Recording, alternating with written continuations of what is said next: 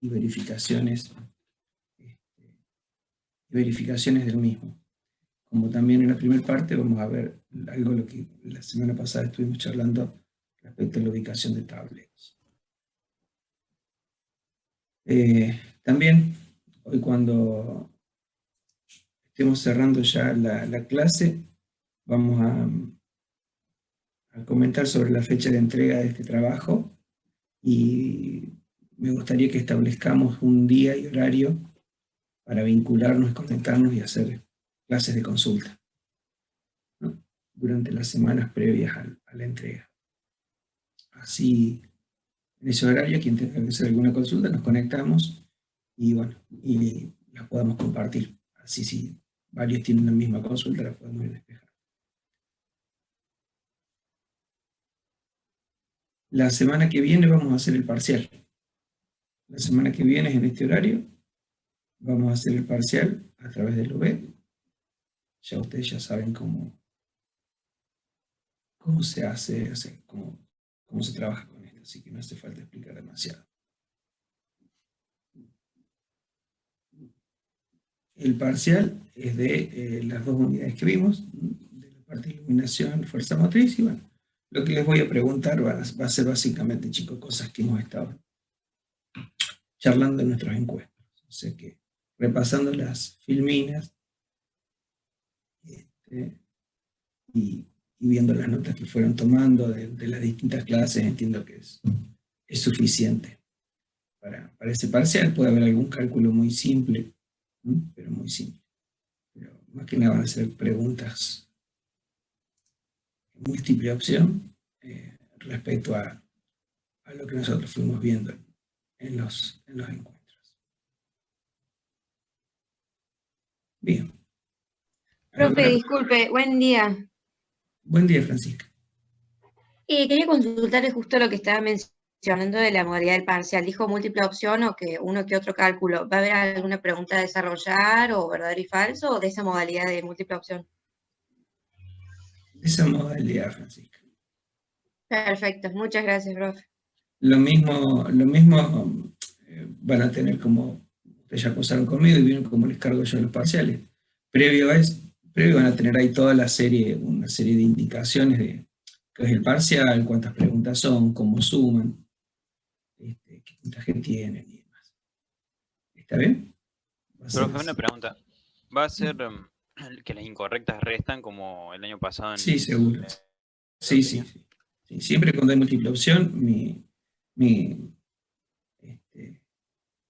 idea, y la sostengo, es que si es múltiple opción, tiene que, como ahí se elige libremente, no es para hacer una suerte de elección, bueno, más o menos. Entonces, es para que se elija a conciencia. Y si no se elige, y bueno, si te querés arriesgar, sabes que tenés un problema que si está mal resta. Entonces, lo que es múltiple opción siempre va a restar. Donde ya hay que poner un resultado o una cosa de esa, ya no. Pero lo que es múltiple opción, sí. No sé cuánto van a restar, no lo he hecho el parcial. Así que cuando yo lo haga y les cargue ahí el detalle con las indicaciones del parcial, van a tener detallado qué implica contestar mal o no contestar. No contestar implica 0 puntos, por supuesto. Contestar mal va a implicar una resta, ya veremos de cuánto. Pero sí, seguro. Y va a haber preguntas a desarrollar. Van a ser todas. ¿Va a ser secuencial o se va a poder navegar en las preguntas? No, va a ser secuencial. Ah, bueno. Va a ser secuencial.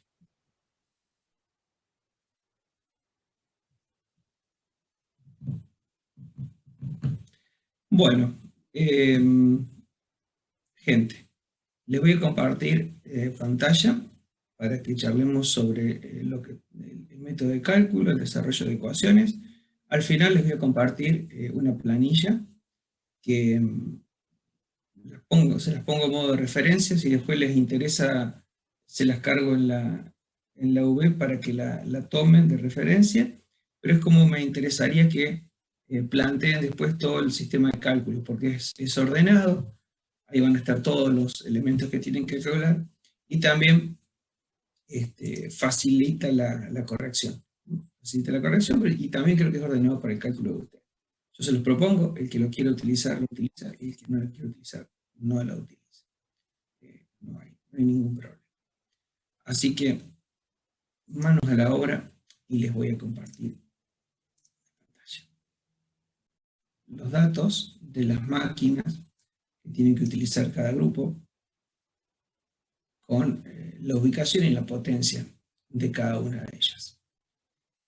Ustedes van a tener, para hacer el cálculo de la parte de fuerza motriz, acercar y armar toda esta instalación de la que venimos charlando en las últimas clases, para brindarles energía eléctrica a cada una de estas máquinas, y aparte, una carga que nosotros adicionamos fue lo que resultó del trabajo práctico de iluminación. En el trabajo práctico de iluminación, determinaron una ubicación de tableros, ustedes posicionaron en distintos lugares tableros, que corresponden a la alimentación de las distintas luminarias que ustedes tienen en su planta.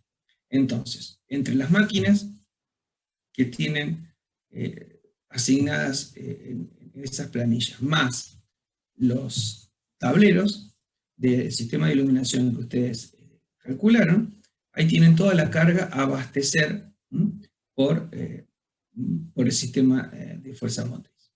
Entonces, lo que primero vamos a determinar es la ubicación de los tableros seccionales y del tablero principal o de los tableros principales. Puede haber más de un tablero principal, todo va a depender de las potencias que estemos manejando, como creo que ya también lo estuvimos charlando.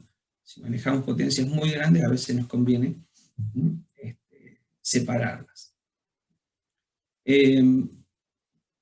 Para determinar la ubicación de los tableros, nosotros ya comentamos algunos preceptos que se tienen que tener en cuenta respecto a el lugar, respecto a las condiciones de ventilación, condiciones de iluminación, espacios y demás. Pero lo primero que vamos a determinar es en qué sector de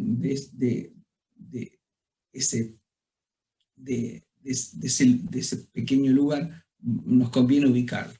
Para ello vamos a determinar una serie de coordenadas en donde nosotros vamos a hacer una sumatoria de las potencias que tiene cada máquina y respecto a una determinada coordenada en X y en Y. Entonces, nosotros lo que primero determinamos es la posición del tablero seccional, porque ese tablero seccional después tiene que ser alimentado por un tablero principal. Entonces, es como que vamos a ir calculando de atrás hacia adelante. Primero determinamos la ubicación de los tableros seccionales, en función de dónde están ubicadas cada una de esas máquinas, que tendrán sus respectivos tableros de máquinas en ese lugar. Entonces, determinamos la ubicación de los tableros seccionales a través de la sumatoria. Estas sumatorias de P son la sumatoria de las potencias que vamos a tener, que va a alimentar ese tablero seccional, y le vamos a asignar una coordenada en X y una coordenada en Y, dependiendo de la posición relativa que se encuentre esa máquina. Entonces, con cada una de estas posiciones determinamos la ubicación, la zona aproximada donde debería estar ese tablero seccional. Y ahí evaluamos si ese punto que nos da de ubicación está en un lugar correcto, si lo tenemos que desplazar hacia uno u otro costado, y en función de eso reasignamos el lugar. Pero ya sabemos en la zona próxima donde se tiene que estar ubicado. Acá, por ejemplo, tienen un ejemplo con 5 máquinas, cada una con distintas potencias, y la alimentación, cómo se prevería tener una alimentación de esas máquinas. Cuando nosotros calculamos el baricentro de carga, con esas máquinas y con la potencia que tiene cada una, en este caso el baricentro de carga de esas máquinas analizadas nos da en este lugar, pero es totalmente ilógico colocar el tablero en esta posición, sería totalmente incómodo. Entonces, en función de eso decidimos si lo colocamos sobre este extremo, sobre este extremo, sobre este o sobre este, en función de cómo va a ser los lugares de circulación y lo que recién mencionaba, si va a tener buena ventilación, si va a ser un lugar cómodo para hacer operaciones de mantenimiento, en función de todas esas consideraciones que ya vimos con respecto a los tableros, es que nosotros decidimos hacia dónde lo desplazamos, en qué lugar nos queda más. Entonces, de esa manera ubicamos el tablero seccional. Y una vez que tenemos ubicado los tableros seccionales en cada uno de los puntos, tomamos y hacemos nuevamente referencia respecto a la potencia que maneja cada uno de esos tableros seccionales y la ubicación que nosotros les asignamos, y en función de eso determinamos la ubicación del tablero general. ¿Está claro? Profe, una pregunta. Si queda en una pared de una zona productiva, digamos, interna de la empresa, ¿lo puedo poner? Digamos, ¿cuál sería la condición para ponerlo a mitad de la empresa? ¿A qué? Al tablero. Porque recién dijo que ese lugar era incómodo, digamos. ¿Qué es lo que lo hace incómodo ese lugar donde está? No, ¿a qué me refiero con incómodo? Suponete que vos al tablero te da para colocarlo en un pasillo. Suponete. Y en ese pasillo a lo mejor el ancho que tiene es de metro y medio. Y bueno, a lo mejor las operaciones de mantenimiento que vos podés hacer sobre ese tablero en el pasillo son incómodas, porque cuando vos estés trabajando ahí nadie puede circular. Ah, claro. A eso me refiero con una cuestión incómoda. ¿Está? Sí, un tablero general, hay que buscar colocarlo ya medio en la periferia, digamos, en un lugar periférico de la empresa, hacia los costados. Si el tablero general me queda en el medio de la empresa, tenés que pensar que vos vas a tener que llegar con los cables de alimentación de potencia desde la red exterior hasta el medio de la empresa. Si después tenés una falla, vos tenés que levantar o estar revisando y molestando en gran parte de la empresa. Entonces, los tableros seccionales los tratamos de ubicar, es como que siempre el tablero va a ir medio en la periferia de la zona que está alimentando. ¿Se entiende? Sí, profe, gracias. Bien, una vez hecho eso, una vez que nosotros ubicamos los tableros, lo que vamos a calcular, que ya hicimos la sumatoria, es de la potencia total instalada. Este factor que está acá de 1,1 es un factor que no lo vamos a tener en cuenta porque lo utilizábamos cuando nosotros no teníamos un cálculo previo del sistema de iluminación. Y un factor que lo tomábamos como conservativo, ya que en general el sistema de iluminación rara vez puede llegar a ser el 10% del consumo de la planta. Pero bueno, va a depender del tipo de actividad. Si en donde son actividades metalmecánicas, donde hay mucha potencia que se necesita para desarrollar el proceso, el sistema de iluminación es prácticamente, el consumo es prácticamente despreciable frente al resto. Ahora, en alguna empresa donde las tareas manuales a lo mejor sean importantes, y bueno, quizás el sistema de iluminación, ya que no hay tantas máquinas de producción, puede llegar a tomar una mayor participación dentro del porcentaje. Pero, en definitiva, lo que les quiero marcar es que nosotros este factor no lo vamos a considerar. El factor que se toma cuando no se hace el cálculo previo del sistema de iluminación. Entonces, este factor no lo toma. Nosotros para determinar la potencia instalada hacemos la sumatoria de las potencias individuales de todas las máquinas, más el sistema de iluminación que ustedes ya determinaron. Una vez que determinaron la potencia total instalada, van a calcular la corriente instalada. Obviamente nosotros vamos a manejar todos cálculos con corrientes trifásicas. Entonces nunca se vayan a olvidar de utilizar la raíz de 3 para poder calcularla. Y vamos a considerar un rendimiento de las máquinas del orden del 96%. Ese es un criterio que adoptamos, de manera de ser un poco conservativos con nuestro cálculo. Es un factor de seguridad que estamos añadiendo al cálculo. Entonces, de esta manera, vamos a ir determinando las corrientes instaladas en cada uno de los sectores de la planta. Determinamos las corrientes instaladas de los tableros seccionales, del tablero principal y del elemento de alimentación desde la red hasta nuestro tablero principal. Una vez que determinamos la corriente instalada, la vamos a afectar de dos factores, el factor de utilización y el factor de simultaneidad. El producto de la corriente instalada por estos dos factores nos va a dar lo que nosotros denominamos corriente nominal. Los factores de utilización y de simultaneidad son bastante complejos de determinar porque uno debería conocer con un acabado bastante profundo cómo es la forma de trabajo, cómo se consume en la planta, lo cual no se crean que es muy fácil de determinar. Depende de muchas cuestiones. Acá hay unas ecuaciones que me permiten determinar el factor de utilización en función de la potencia utilizada y de la potencia instalada, o bien de las horas de servicio de la máquina y las horas de funcionamiento de la planta. Nosotros ahora vamos a hacer una simplificación, vamos a utilizar factores que normalmente se utilizan. Esto respecto al factor de utilización. Y respecto al factor de simultaneidad, también se puede calcular, se puede determinar a través de estas dos ecuaciones, relacionando la potencia utilizada simultáneamente a la potencia instalada, o bien el número de máquinas funcionando a la vez respecto al número de máquinas instaladas. Valen las mismas aclaraciones que en el caso anterior, no es tan sencillo de determinar. Pero, para simplificar los cálculos, nosotros vamos a adoptar estos criterios. Para lo que es la parte de alimentación de cables y demás, el factor de utilización y la simultaneidad lo vamos a tomar como 0,77. Y los cables de alimentación en un consumo individual, es decir, ya donde yo voy ya llegando al final de mi red, es decir, desde el tablero seccional al tablero de máquina, ya el factor de utilización y simultaneidad lo tomo como 1, porque esa máquina, en la peor condición de carga que puede tener, ya va a estar funcionando a pleno. Entonces ahí no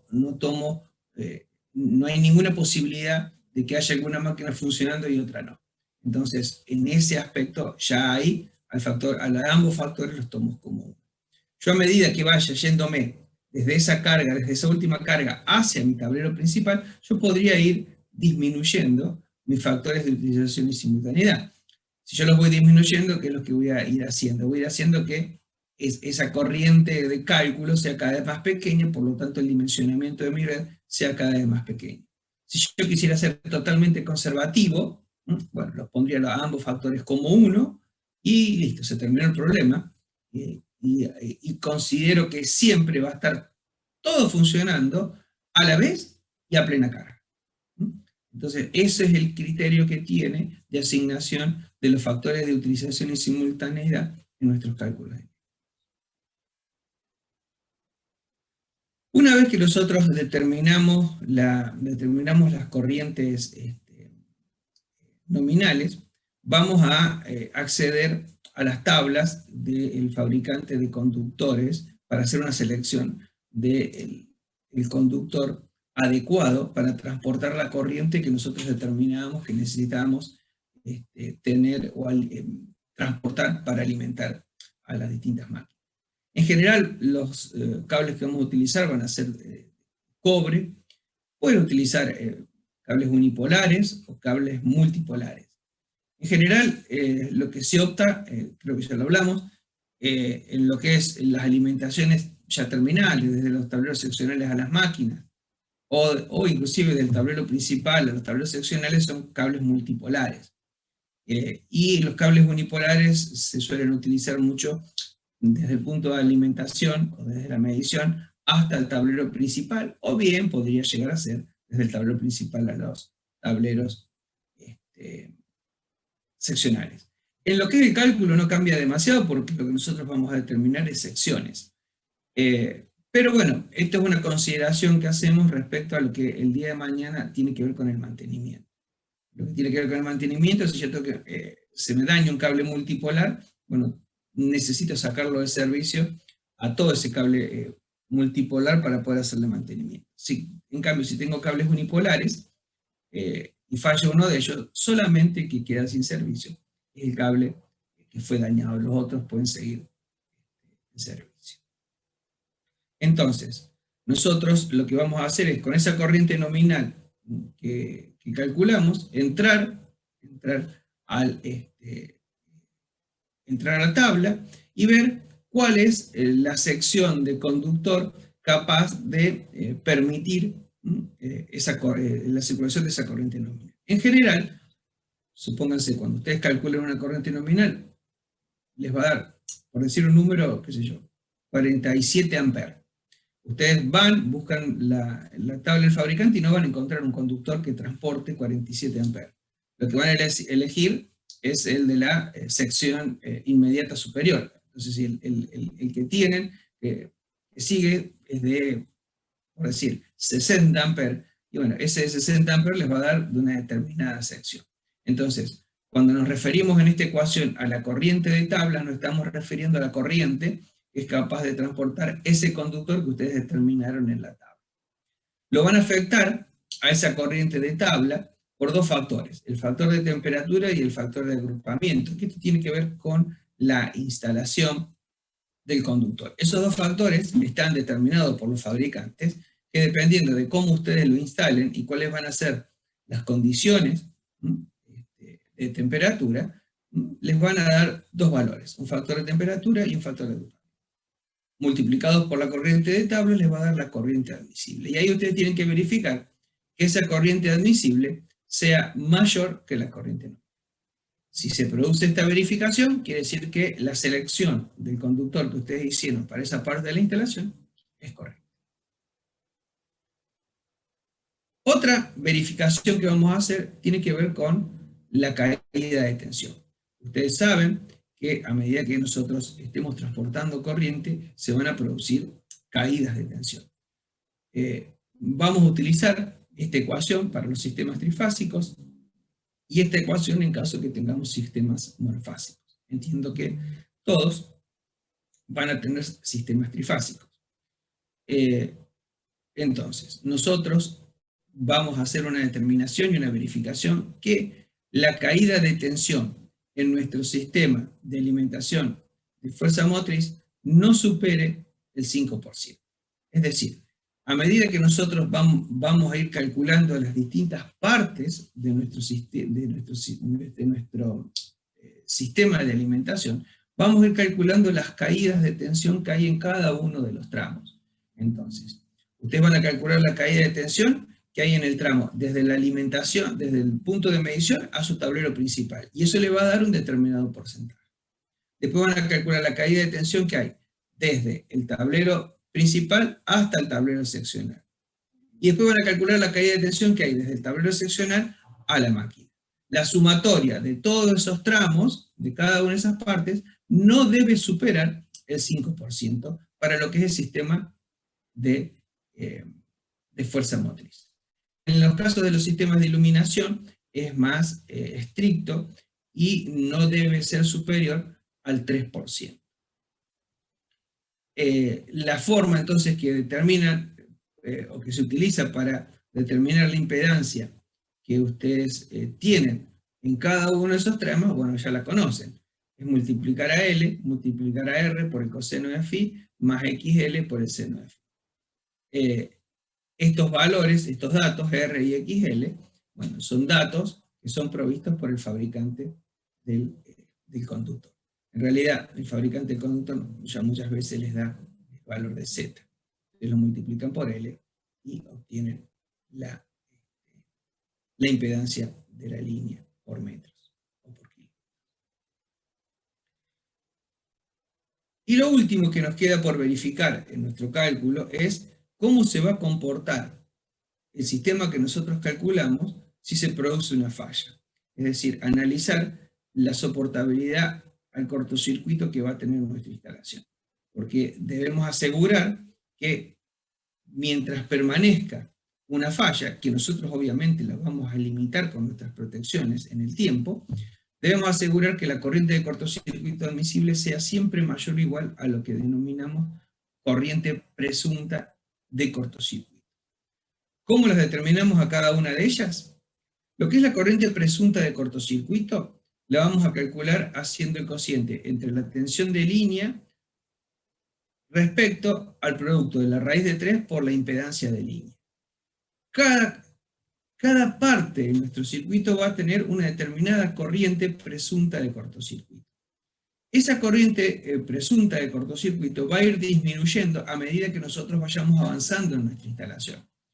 ¿Por qué? Porque se van sumando las impedancias de los distintos tramos de la instalación. Entonces, fíjense, acá tienen un ejemplo en donde esta podría ser la corriente presunta de cortocircuito que hay del tramo desde el punto de alimentación hasta el tablero principal. Y esta sería la impedancia del conductor que está vinculando el punto de medición con el tablero principal. En este otro caso, la corriente presunta de cortocircuito sería la que hay ahora, desde el tablero principal hasta un tablero seccional. Entonces vamos a tener la tensión aplicada de línea, dividido raíz de 3 por la impedancia del primer tramo que había, más la impedancia del segundo tramo de red. Y esta será la última, será ahora la corriente presunta de cortocircuito que va a haber desde el tablero seccional hasta el tablero de máquina. Entonces va a estar adicionada por todas las impedancias que hay en ese tramo de alimentación, en todos esos tramos de alimentación de la corriente de cortocircuito. ¿Por qué? Porque la impedancia lo que hace es actuar como si fuese un amortiguador, la va a ir limitando a esa corriente de cortocircuito. Entonces, a medida que nosotros, la falla se vaya alejando desde el punto de inyección de potencia, esas corrientes de falla van bajando como consecuencia de la impedancia que tienen los conductores de nuestra instalación. Y lo que es la corriente de cortocircuito admisible va a depender de una constante que tiene el tipo de aislamiento. Esta constante C depende del tipo de aislamiento de los conductores. Los conductores pueden ser de PVC o de XLPE.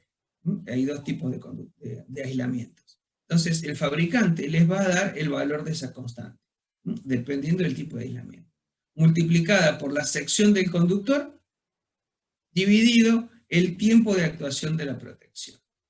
El tiempo de actuación de la protección normalmente es 0,1 segundo, 0,08 segundos. Esos son los tiempos que normalmente manejamos.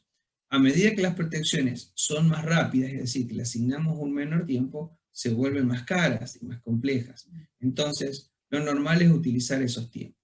0,1 segundo, 0,2 segundos. Pero bueno, si yo estoy haciendo mi cálculo y no me verifica por la corriente de cortocircuito admisible, bueno, puedo empezar a jugar antes de modificar la sección, bueno, puedo jugar con los tiempos de actuación de mi protección. Si ya el tiempo de actuación de mi protección lo estoy bajando y ya no me da, bueno, voy a tener que aumentar la sección para que me verifique esta condición del comportamiento del conductor frente al cortocircuito.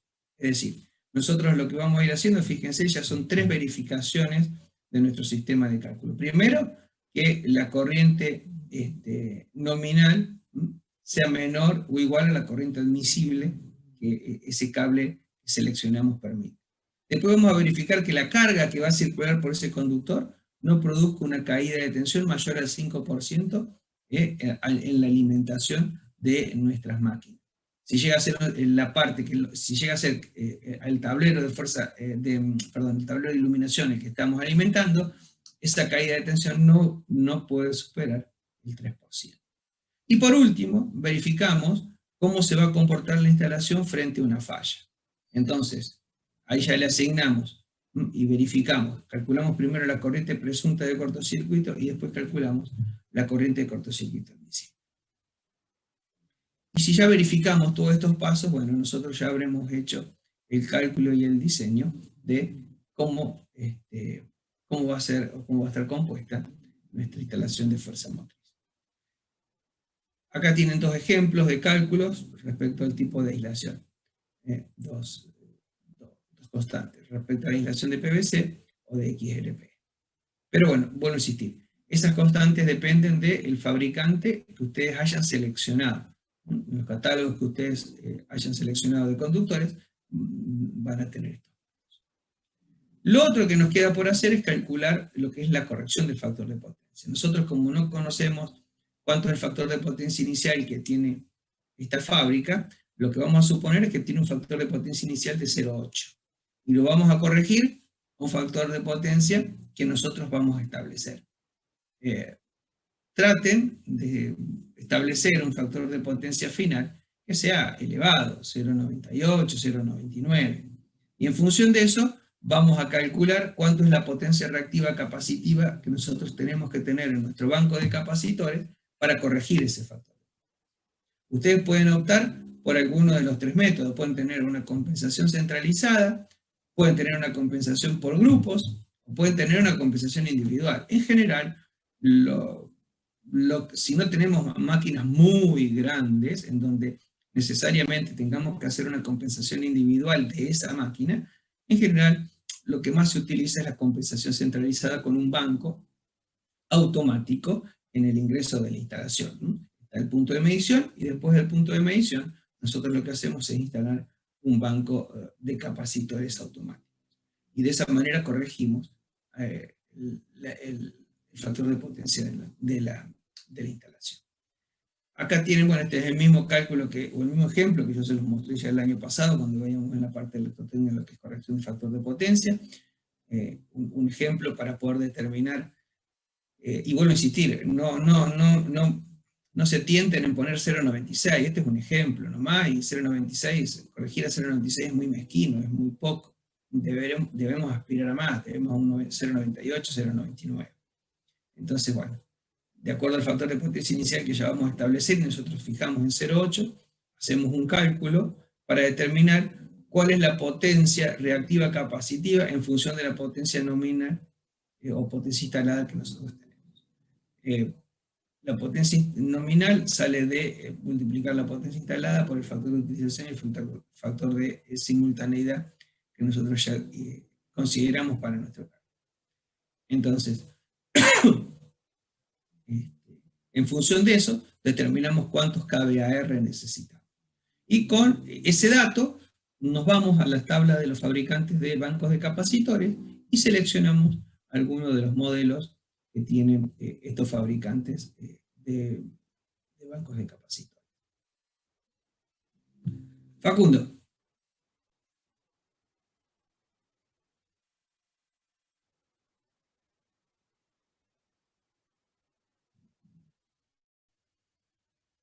Claro, pero vos tenés, por supuesto, pero vos tenés bancos automáticos de distinta capacidad de kVAR.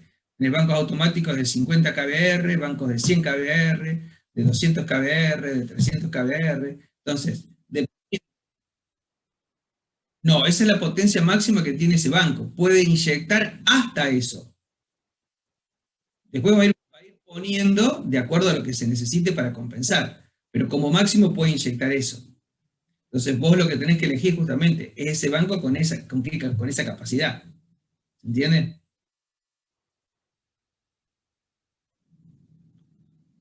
Y bueno, una vez hecho eso, yo acá tenía un link, no sé si va a andar para mostrarme la planilla. Acá está. Esta es la planilla que yo les decía que si quieren después se los cargo. No se está viendo, disculpe. ¿No ven? No claro, quedó la presentación. Creo que tiene que dejar compartir y volver a compartir el... Ahí se los comparto de nuevo. Ahí a ver si ahí lo comparto y la ven. ¿Ahí la ven? Ahí sí, profe. Bueno, acá tienen una planillita en donde hay un orden de todo esto que nosotros fuimos viendo.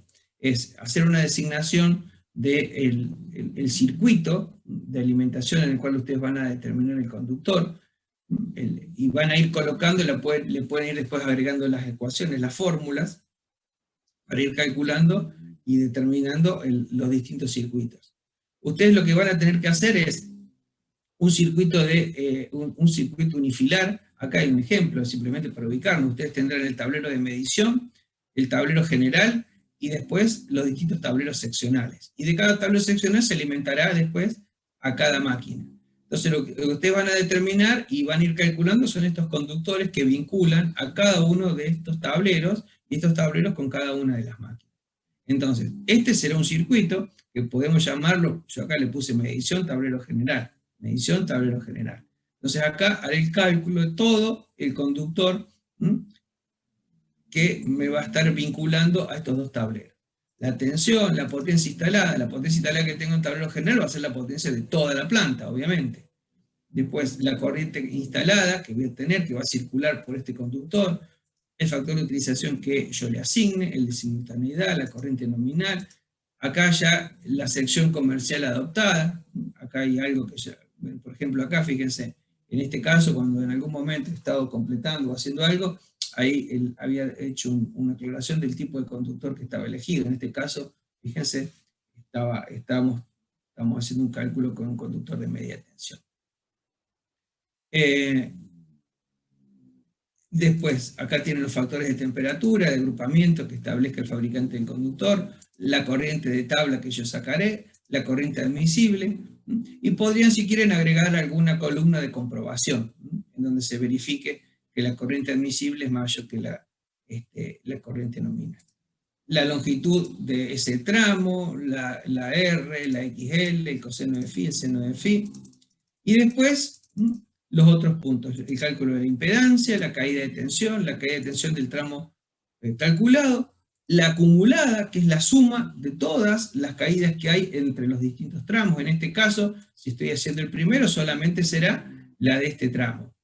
Pero la que más importa son estas finales, porque cuando yo sume la caída de tensión de este tramo, más la caída de tensión de este tramo, más la caída de tensión de este tramo, acá no puede haber una caída de tensión que supere el 5%. Si esta ya les da del 4%, obviamente que cuando lleguen acá, el cálculo no les va a verificar. ¿Se entiende? ¿Se entiende cómo se verifica? Y una consulta, ahí también tenemos que meter lo de iluminación, ¿no? Para Por comprobar con el supuesto. 3%. Estos tableros seccionales alimentan a los tableros de iluminación. Bien, O sea, acá ustedes van a alimentar los tableros de iluminación y las cargas que tienen de las distintas máquinas. ¿Está bien? listo. Gracias. ¿Está bien? Bien. Después, verifican la caída de tensión y después calculan la corriente presunta de cortocircuito, calculan la corriente admisible de cortocircuito. Y acá, bueno, tienen para agregar C, que es la constante esa que les da el fabricante dependiendo del tipo de aislación, y el tiempo de actuación de la protección. Y acá van a agregar, si quieren, alguna columna de verificación. Eso, si ustedes lo quieren agregar, la agregan una columna de verificación en donde verifiquen el tema de las corrientes de cortocircuito. Si todos hicieron todo ese cálculo en cada una de ellas, bueno, habrá terminado el dimensionamiento de su red. Habrá terminado el dimensionamiento de esa instalación. Entonces, ustedes en este trabajo, lo que van a hacer es lo mismo que hicieron en el trabajo de iluminación. Van a hacer una memoria, después van a hacer una memoria de cálculo. La memoria de cálculo va a tener contenido todos estos cálculos que están acá. Después van a hacer planos. Los planos tienen que contener cómo va a ser el sistema de instalación, por dónde van a ir los conductores desde el punto de medición a la alimentación del tablero general, si van a tener una estación transformadora, si van a ser estaciones transformadoras o no, de acuerdo, vieron a los esquemas que nosotros ya estudiamos de alimentación y distribución. Podemos tener nuestra estación transformadora, y de nuestra estación transformadora alimentar a nuestro tablero general. Entonces, bueno, habrá que dimensionar ese conductor que va a alimentar desde la estación transformadora al tablero general, y después, bueno, toda la instalación desde el tablero general hacia abajo. Aparte, tenemos que hacer un diagrama unifilar. Ese diagrama unifilar, recuerden que también lo estuvimos hablando, ese diagrama unifilar es un esquema con un solo elemento que me está indicando cómo es la vinculación eléctrica desde el punto de alimentación hasta cada una de las máquinas. Es decir, vamos a ir haciendo los trazos, se indica un solo conductor, pasando desde el tablero de medición, por el tablero principal, los tableros seccionales y llegando a cada máquina. Y ahí iremos indicando los distintos componentes de protección que nosotros vamos a adicionar. No vamos a hacer un cálculo de los elementos de protección, simplemente lo vamos a determinar por corrientes nominales. Entonces, esa es la capacidad que le vamos a dar, pero nada más. No vamos a hacer una programación y una temporización para determinar selectividad de nuestra protección. Y de esa manera, nosotros vamos a armar y completar todo nuestro diagrama unifilar. Vamos a tener los planos de ubicación con todo nuestro sistema de alimentación, por donde van a estar pasando y demás, y vamos a tener nuestro diagrama unifilar. Y después, por último, van a ir todos los anexos que tienen que ver con los elementos que nosotros utilizamos y seleccionamos para ir completando nuestro trabajo. Las tablas correspondientes a cables, los catálogos correspondientes a tableros, los catálogos correspondientes a transformadores, se utilizaron transformadores, los catálogos correspondientes a protecciones, que ustedes utilizaron de protecciones diferenciales, de protecciones termomagnéticas, de guardamotores, fusibles, si los utilizaron, tablas con respecto al fabricante de los bancos de corrección del factor de potencia. Es decir, todos los elementos que ustedes utilizaron para, o seleccionaron para realizar su trabajo, los eligen.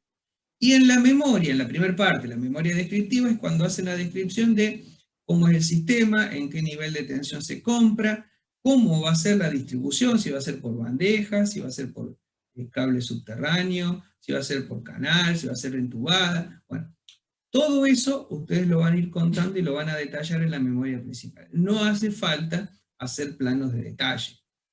Planos de detalle, bueno, para un proyecto real después se hace, donde uno ya dibuja de cómo va a ser la instalación de las bandejas, dónde van a estar ubicadas. Simplemente en esto nosotros lo que vamos a hacer es una descripción en la memoria de cómo va a ser el tipo de distribución, qué tipo de bandeja se va a utilizar, y no más que eso. Es simplemente ese detalle. Y bueno, con todo ese material ustedes habrán conformado y habrán armado su proyecto. Profe, una consulta. Sí. Nosotros con mi grupo hicimos, en la memoria descriptiva, fuimos contando, por decirlo de alguna manera, todas las consideraciones que fuimos tomando en la memoria de cálculo, pero es como si estuviera 2 veces el trabajo, más o menos. La parte de cálculo y la de memoria, ¿estaría mal así o...?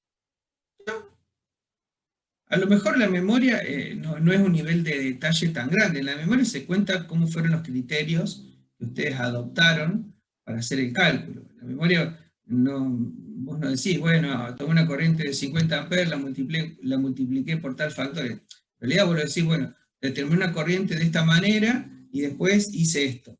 O los criterios que tuve para tomar los factores de utilización y simultaneidad fueron estos. El nivel de tensión que elegimos de alimentación es este porque consideramos tal cosa. La memoria es eso, es contar. En general, la memoria se hace cuando generalmente uno ya tiene dimensionado el proyecto, porque la memoria ahí cuenta cómo fue el criterio que se tuvo para resolver los distintos aspectos que atañen al proyecto, de manera que el que lo corrige ya entiende cuál fue el criterio del proyectista. ¿Se entiende? Perfecto. Sí, muchas gracias. Bien. No sé si hay alguna otra pregunta más, alguna otra consulta.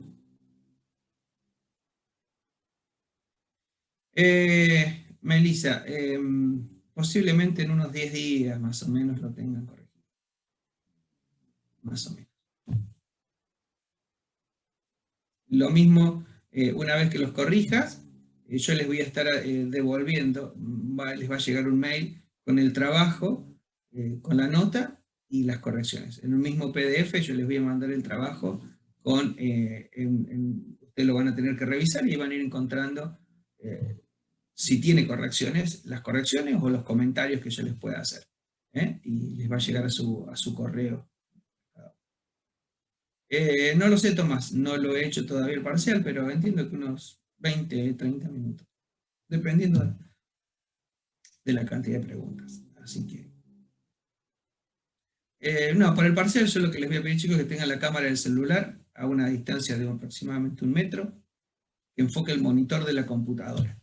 No me interesa la cámara de la computadora, sí la cámara del parcial, la cámara del celu, enfocándome el monitor de la compu y el ambiente de trabajo.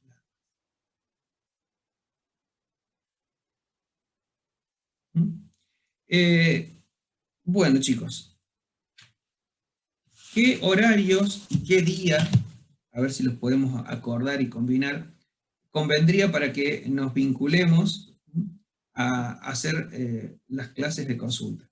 Así yo lo que voy a hacer es generar ahora un link y nos conectamos siempre a ese mismo link Por más que yo lo ponga para la semana que viene, en tal día, tal horario, nos vinculamos siempre después al mismo link, yo se los voy a cargar en la autogestión. Díganme, ¿qué día les convendría? En un día donde, un horario que no tengan clases, si no molestamos a ninguna otra cátedra. Martes Profe, por la tarde, disculpe. profe. ¿Perdón? Martes por la tarde.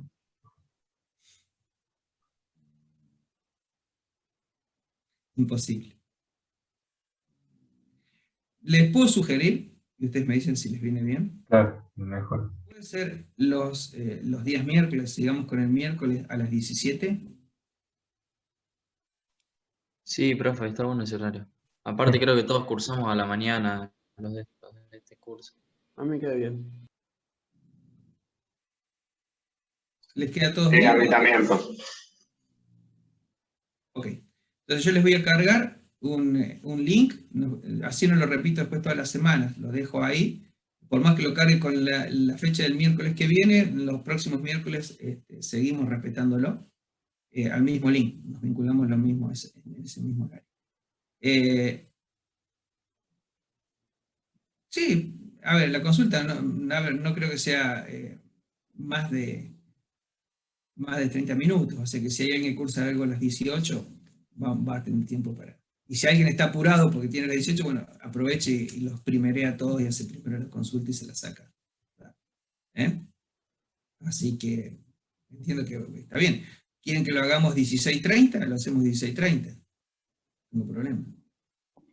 No, profe, porque nosotros tenemos una clase que justo termina a las 17. Así que... Bueno, listo. Entonces, las clases de consultas,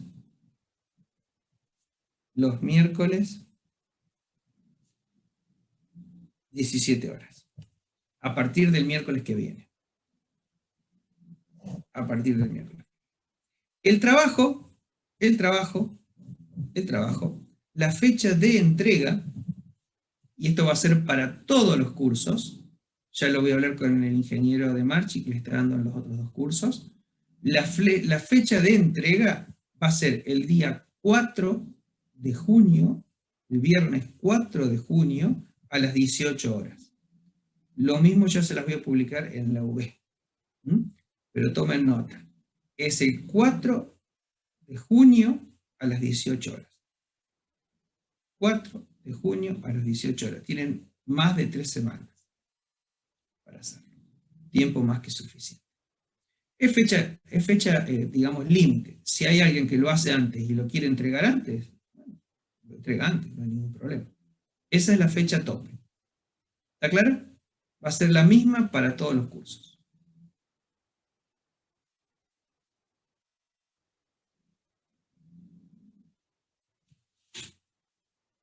Bien. ¿Hay alguna otra cuestión que nos haya quedado pendiente?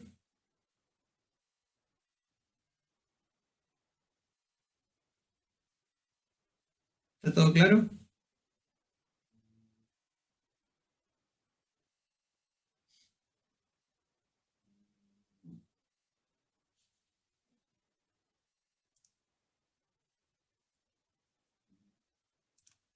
¿Está todo claro? ¿No hay nada?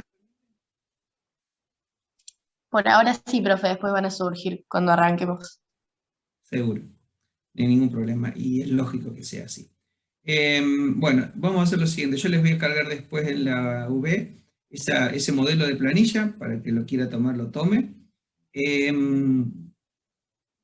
Les voy a cargar también en la V el link para las consultas. Se los voy a cargar en la V al link. ¿Está bien? ¿Y qué más les debo? Y nada más. Ya la semana que viene nos estamos viendo ya en nuestro último encuentro en este horario para hacer el parcial. Seguramente el parcial no va a ser de respuesta en el momento automática, ya que voy después a chequear de manera individual las respuestas y en función de eso evaluaré cómo fueron, a ver si hago alguna corrección o demás para para redondear o ver las notas, a lo mejor en algún caso, si a lo mejor respondieron mal alguna pregunta que no es tan importante, puedo redondear un poco más hacia arriba y demás, y ajustarla. Así que no les voy a permitir. No, Melissa, hay fabricantes, en lo que es conductores, hay primeras marcas, bueno, hay varias. Cualquiera que ustedes entiendan de hacer. La marca líder en conductores en general es Prysmian. Prysmian es la marca líder, pero bueno, hay otras marcas que también son muy buenas.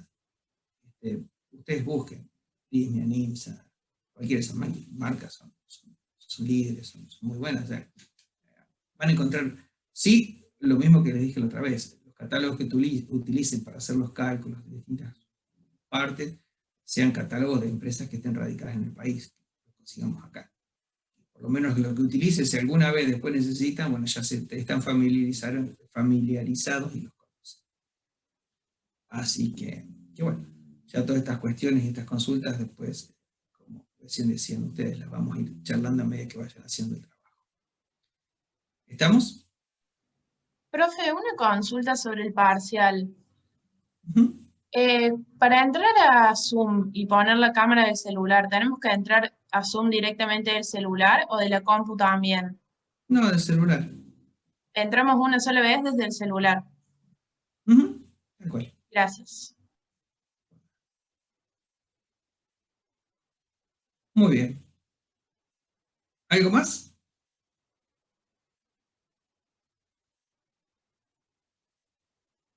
Bueno, si no hay más nada, chicos, nos vemos en principio el próximo miércoles 8:30 para hacer nuestro parcial. Y después ese miércoles nos veremos de nuevo a la tarde, a ver si ya alguien pudo avanzar con el trabajo y si tiene alguna consulta. ¿Estamos? Gracias, profe, nos vemos. Chao, chicos.